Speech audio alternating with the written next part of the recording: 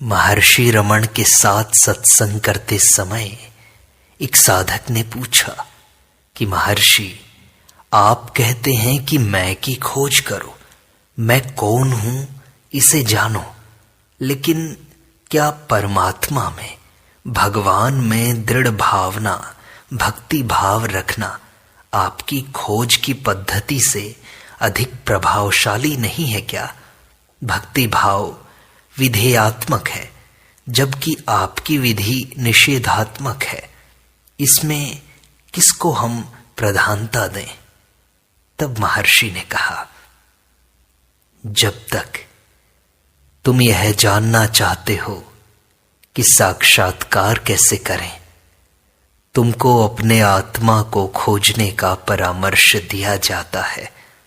तुम्हारा पद्धति को खोजना अलगपन का द्योतन करता है। महर्षि, क्या यह ठीक नहीं होगा कि मैं कौन हूं इसकी अपेक्षा हम कहें कि मैं परब्रह्म हूं ऐसा? इसकी पुष्टि कौन करता है तुम्हारे अंदर? उसे करने वाला कोई एक तो होगा ही ना। उस एक को खोज लो। कौन तुम्हें कहता है कि मैं कौन हूं इसकी खोज की बजाय मैं परब्रह्म हूं ऐसा उचित है? कोई तो सोचने वाला होगा, उसको ही तुम ढूंढने का प्रयास करो। महर्षि, क्या खोज की अपेक्षा ध्यान श्रेष्ठ नहीं है? ध्यान में मानसिक आकृति विशेष का भाव होता है, जबकि खोज परम सत्य के लिए की जाती है। ध्यान पदार्थनिष्ठ होता है, जबकि खोज आत्मनिष्ठ होती है। महर्षि, क्या इस विषय के प्रति कोई वैज्ञानिक दृष्टिकोण नहीं है?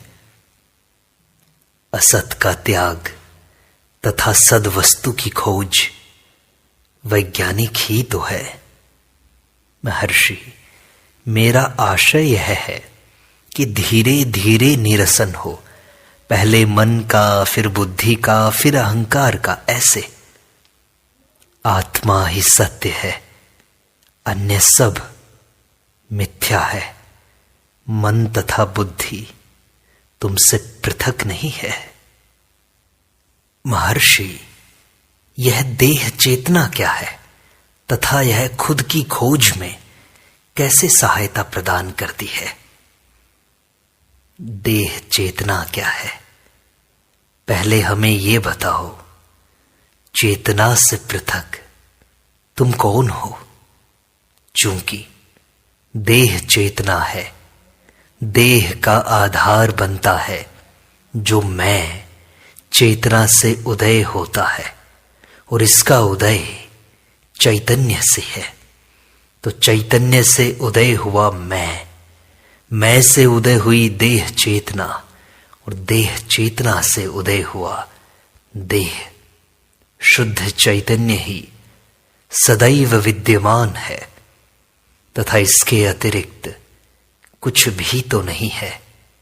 जिसे अब तुम देह चेतना मान रहे हो, वह अध्यारोपण के कारण है। यदि केवल चैतन्य है और उसके अलावा कुछ भी नहीं है, तो उपनिषद जो कहते हैं आत्मनस्तु कामाय सर्वम प्रियम भवति, आत्मा के प्रेम के कारण ही सब प्रिय है, इससे तुम्हें स्पष्ट हो जाएगा। एक प्रश्न उठता है, उस अवस्था में आत्महत्याएं क्यों होती हैं? जीव आत्महत्या क्यों करता है? चूंकि वह दुखी है और अपने दुख का अंत करना चाहता है। वह वास्तव में ऐसा करके अपनी देह से अपना संबंध विच्छेद करता है, जो सारे दुखों की जड़ है। देह की हत्या करने वाला हत्यारा अवश्य ही होगा। वही आत्महत्या के पश्चात जीवित रहेगा, वही तो आत्मा है। महर्षि, आप कहते हैं कि जब हम खुद की खोज कर लेते हैं, साक्षात्कार की अवस्था पा लेते हैं, तो संकल्पों के अत्याचार से मुक्ति पा लेते हैं। क्या संकल्पों का प्रकृति की योजना में कोई स्थान नहीं है? चाहे निम्न भूमिका पर हो, पर होना तो चाहिए ना। संकल्पों का उदय मैं भाव से होता है, जो स्वयं आत्मा से उदय होता है। इस प्रकार आत्मा मैं तथा अन्य संकल्पों के रूप में व्यक्त होता है। संकल्पों के होने या न होने का क्या महत्व है? महर्षि, क्या उत्तम विचार साक्षात्कार में सहायक हैं? क्या वे खुद को जानने में उपयोगी हैं?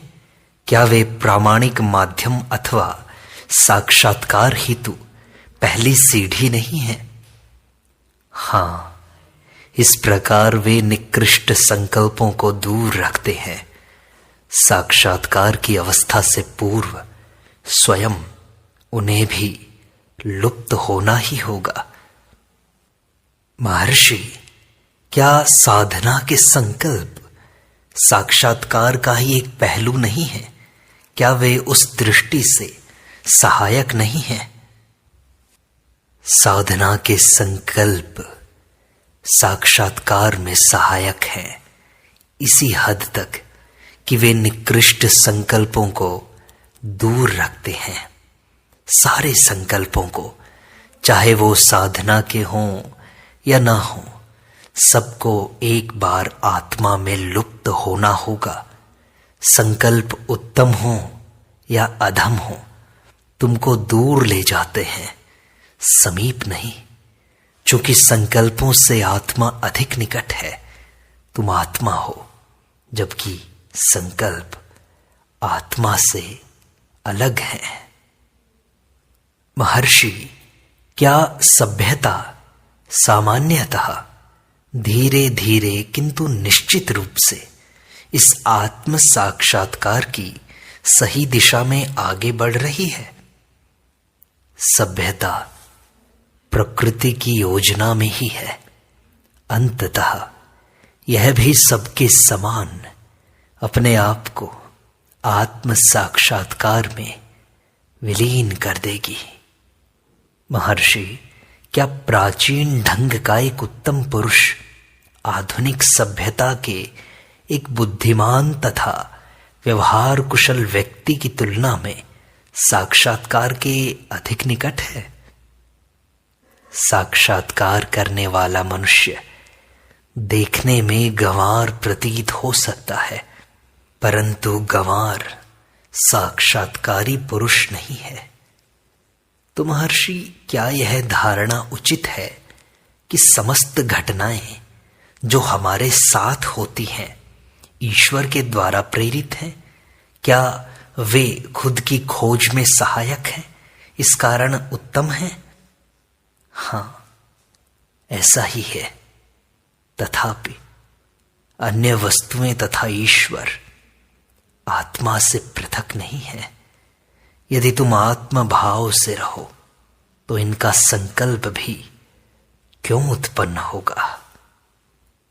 महर्षि, क्या खुद की खोज में क्या बाह्य साधनों का उपयोग आध्यात्मिक दृष्टि से उचित है? आत्मा का शरीर से तादात्म्य करना ही तो भूल है। यदि भगवान देह है तो तुम उस देह से प्रश्न करो, किंतु जिसे तुम भगवान कहकर संबोधित कर रहे हो उसे जानो, वह देह नहीं है, वह आत्मा है। महर्षि, खुद की खोज में आत्म साक्षात्कार में क्या क्या बाधाएं हैं? कुछ लोग कहते हैं कि वे 9 बाधाएं हैं। उनमें से एक सुषुप्ति है। सुषुप्ति क्या है?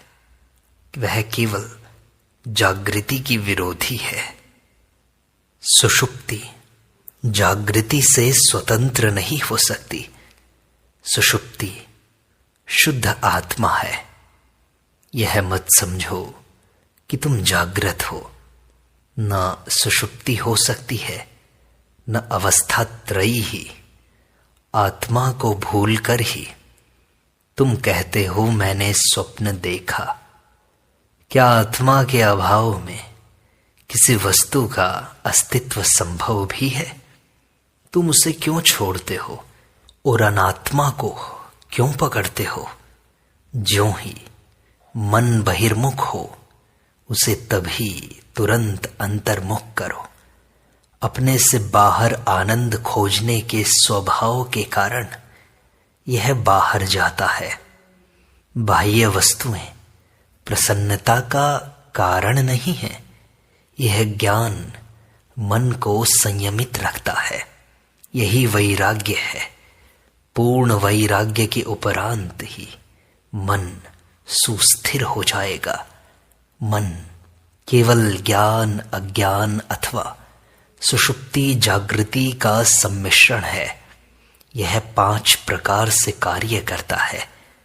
क्षिप्त, मूढ़, विक्षिप्त, काषाय, एकाग्र। इनमें से केवल काषाय प्रवृत्तियों की अव्यक्त अवस्था है, स्वयं प्रवृत्तियां नहीं, जैसे राग, द्वेष इत्यादि। तुम स्वयं आनंद हो तो उसका उपभोग यह कहते हुए क्यों करते हो, आहा कैसा आनंददायक है, यह रसास्वाद है।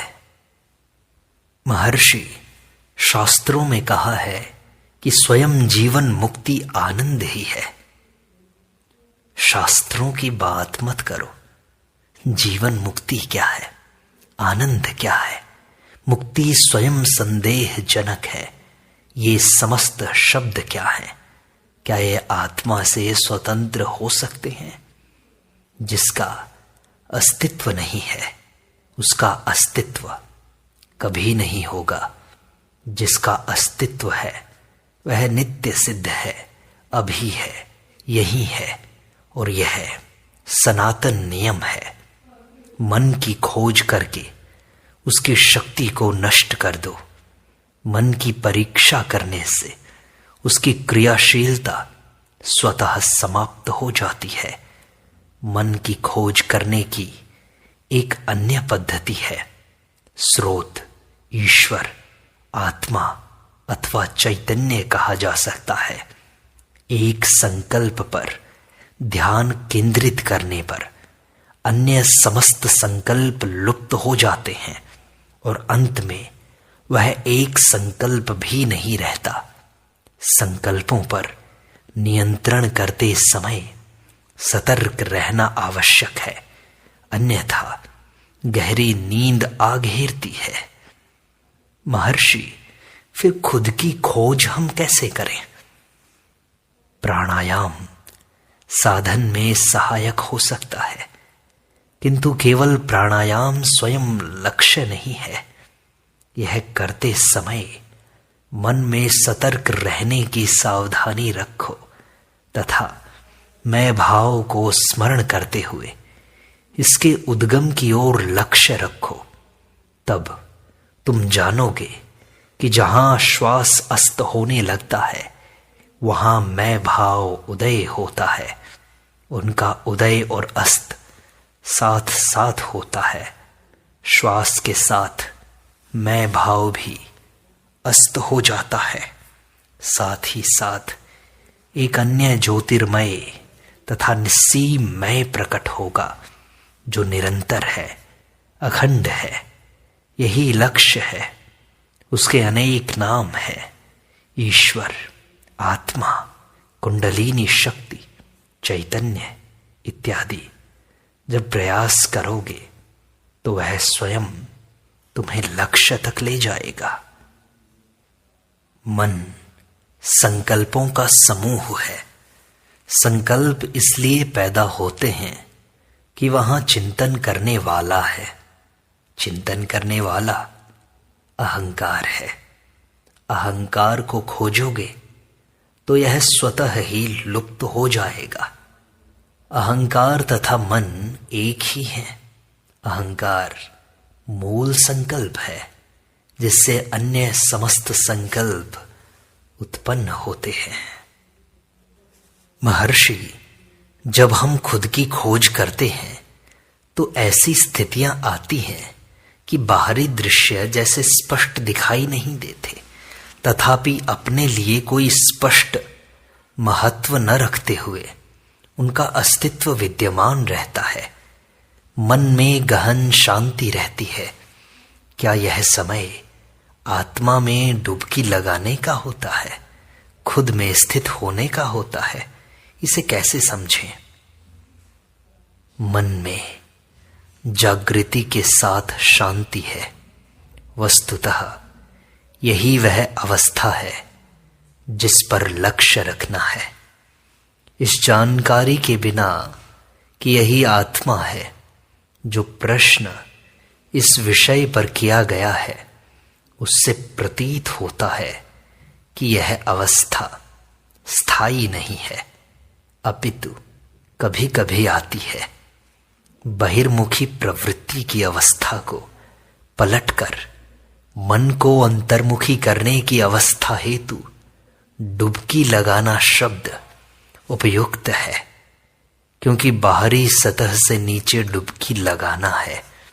किंतु जब गहन शांति चेतना में बिना बाधा डाले व्याप्त हो, तब डुबकी लगाने से क्या प्रयोजन है?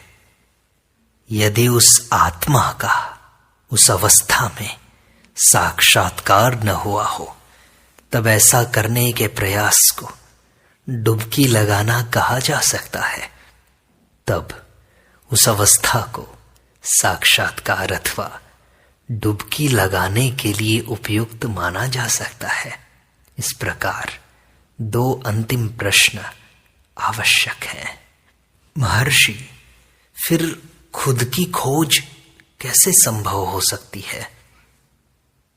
ध्यान दो, पूर्ण आत्मा से अग्नि की तरह एक चिंगारी निकलती है। इस चिंगारी को अहंकार कहते हैं। अज्ञानी व्यक्ति का अहम भाव उदय होते ही किसी दृश्य से तादात्म्य कर लेता है, वस्तुओं को अपना बना लेता है। उसने वस्तुओं से जो तादात्म्य कर लिया है, फिर वह उनसे छूट नहीं पाता। यह मिलाना ही अज्ञान है, जिसका नाश करना हमारे सारे प्रयासों का लक्ष्य है। यदि उसकी तादात्म्य की प्रवृत्ति को समाप्त कर दिया जाए, तो वह अहंकार शुद्ध रहता है और अपने मूल स्रोत आत्मा में विलीन हो जाता है। शरीर के साथ मिथ्या तादात्म्यता को ही देह आत्म बुद्धि कहते हैं। इसके नष्ट हो जाने पर ही खुद की खोज संभव है, उत्तम परिणाम आने लगेंगे। तो महर्षि, इसको नष्ट कैसे करें फिर? हम गहरी नींद में देह तथा मन से संबंध बनाए बिना ही रहते हैं, किंतु अन्य दो अवस्थाओं में, जागृति तथा स्वप्न में, हम उनसे संबद्ध रहते हैं। यदि हम देह से संबद्ध होते हों, तो हम सुषुप्ति में बिना देह के कैसे रहते हैं? हम अपने आप को उससे अलग कैसे कर सकते हैं जो हमसे बाहर है, न कि उससे जो हमारा ही है, हम ही हैं। इस प्रकार अहंकार शरीर से अभिन्न नहीं है। जागृत अवस्था में इसकी अनुभूति करना नितांत आवश्यक है। जागृत, स्वप्न एवं सुषुप्ति, इनका अध्ययन केवल इस दृष्टिकोण को प्राप्त करने के लिए करना चाहिए। शुद्ध अहम का अनुभव दो अवस्थाओं अथवा दो संकल्पों की संधि में होता है। अहम उस कीड़े के समान है जो पकड़ी हुई वस्तु को तभी छोड़ता है जब वह दूसरी पकड़ ले। इसका वास्तविक स्वरूप तभी जाना जा सकता है जब इसका दृश्य पदार्थों एवं संकल्पों से संपर्क नहीं रहता है। जागृत, स्वप्न तथा सुषुप्ति के अध्ययन से जो विश्वास पैदा हुआ है, उससे इस संधिकाल का अनुभव करो।